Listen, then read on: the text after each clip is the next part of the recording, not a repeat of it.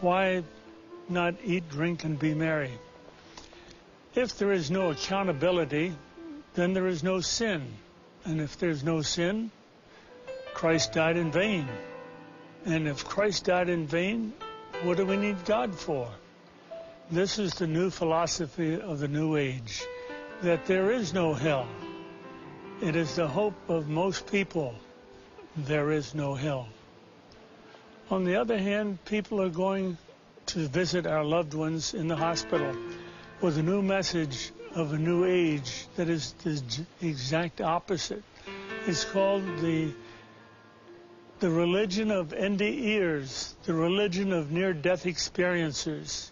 Look, I went to heaven, they tell the patient that's dying, and I saw the light, and I came back, all is well. There is no accountability. There is no hell. Heaven's gates are open wide for everyone who dies. Look at me. I'm an atheist. I'm here. You don't have to worry. Death is nothing to be feared. I'm going to stay with you. Your family's too afraid to stay with you while you're dying, but I'm not. Let me hold your hand. Let me tell you about this glorious thing that's coming to get you, this beautiful light at the end of the tunnel, where there is no worry, no loss, only gain. You're acceptable as you are. There is no heaven. There is no hell. It is eternity for all. And this is the new age called the Omega faith, where everybody goes to heaven. And this is the group that's coming into our hospitals now, counseling the dying instead of our church groups counseling the dying. The dying is the most neglected ministry of all ministries we have. Nobody wants it. Everybody's afraid of the dying patient. And the dying patient wants to know what dying is all about. Does it hurt? Is there life after death? Is there heaven after hell? How can I make sure that I'm going to get to heaven? And you can tell them. It's a free gift. You can tell them how to get it. But if we don't defend ourselves against the Omega faith and these people infiltrating the hospitals now with a faith that's deadly, nothing, that the world is nothing, then we're going to lose our own Christianity. The patient will die naked without any faith at all. We'd like to introduce the case of Dr. Whitaker, who's still in practice, an atheist at the time, had nothing to do with God. But there's a situation that occurred that changed his life, and we'd like you to experience it with him. It was February of 1975. At that time, I was an alcoholic out of control. I was also using recreation drugs, but primarily alcohol was my drug of choice. And I totally was out of control. And I had a lot of friends in the entertainment business, and Hoyt Axton happened to be one of them, Ringo Starr, and a bunch of people. And so they were having a TV special on the West Coast. And so Hoyt had called me and asked me if I would like to go or come out. And I told him, yeah, I'd love to, because I knew there was going to be a lot of booze. I knew there was going to be partying. And while they were doing their special, I was doing my thing. And so after about 3 or 4 days out there, I became ill. And by ill, I mean I had a severe pain in my abdomen. I flew into Oklahoma City and called a senator friend of mine and told him I had to have a car because I was ill, I was sick. So they sent a car and they took me home, and I checked into the hospital at Wadley Hospital in Texarkana in February of 1975. I checked in with electrolytes, which means my potassium, my chlorides, and various chemicals were so far out of balance that they had to give me IVs to build me up. Now, at that time in my life, I was an atheist. I was a hardcore atheist and was living for myself. Atheists are self-centered, and they live for themselves. And this is where I found myself in 1975 in the hospital.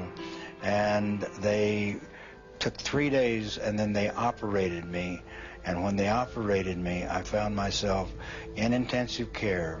I woke up on a respirator, which means they were breathing for me. I couldn't speak, But and I had been laying there in a coma, and I had heard these people talk about how sick I was, and how I was going to die, and how I wouldn't get out of the hospital. And at that time, my hair was very, very long, because I just wore my hair long. And I heard one guy say, his hair is long, and another guy said, not nearly as long as it's going to be before he gets out of here. And a third voice said, he's not going to get out of here, he's going to die. And after 3 days, I could breathe on my own.